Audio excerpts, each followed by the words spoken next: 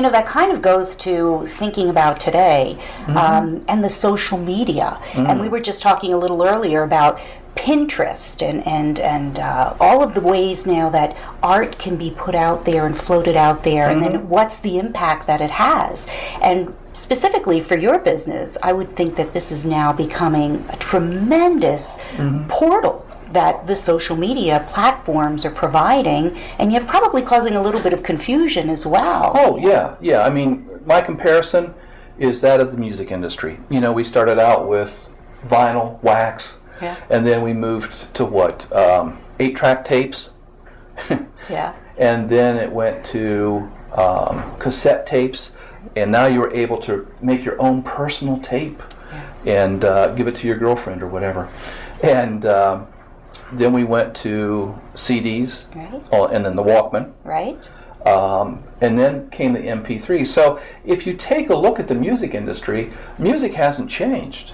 But what has changed has been distribution. That's right. That's right. And so we're finding the same thing in marketing, especially being entrepreneurs and even large business, because the formats that we're seeing are no longer newspapers and magazines, print, but as you said, Marge, social media. And we're seeing companies, big companies, like Coach Purse, doing a project for Purina, Starbucks. We did something that only appears on YouTube. And so we're seeing large companies utilizing the format of social media, which is pretty inexpensive. But what they're needing is what? Strong visuals. Strong visuals. Because that evokes that emotion. I want to buy that cup of coffee. I need that Coach purse. There's that emotion that comes out, and those visuals are so important. Thank you for saying that. Because unfortunately, a lot of companies feel that because of being able to Google and finding visuals, that they can just pick something up. Which number one, you have to look, concern yourself about copyright.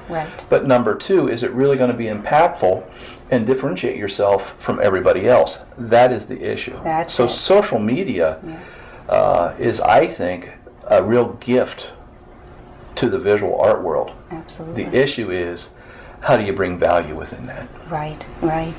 Well, Scott, it's been great having you here with us, and I am going to throw a question out to you. Okay. I know, and it's so as a small business, I always think, how do I differentiate Acadia? And if I had to draw a graphic that would explain what we do, knowing that what we do is business development and lead generation in the B2B world, and we deal a lot with manufacturing, but we grow their business and we become a partner in the growth of their business. I'm going to ask you to sit and think, if you had to come up with some kind of a graphic that might illustrate Acadia, what might that look like? And I know this could be a stumper, but I'll give you some time to think about it. Okay, well, we'll do it. Okay, thanks. Marge, it's a really interesting question that you bring up in regards to Acadia. Quickly thinking about what you all do, this is what my thought process is. What you end up doing is you have a client, let's say a manufacturing client, and then within their systems they have, I'll say, different rings of work layers. So here's your main client. Here might be the marketing manager, here might be research and development or communications director, and so on. Normally what would happen in regards to companies and such, they would end up hiring and having an advertising agency, which would end up being kind of the brand manager, or keeper of the brand would be another term. And so what they would do then is they would have their account executives go in and chat with the powers to be and into here, but really never getting in talking to the true corporate. And then they would have their layers.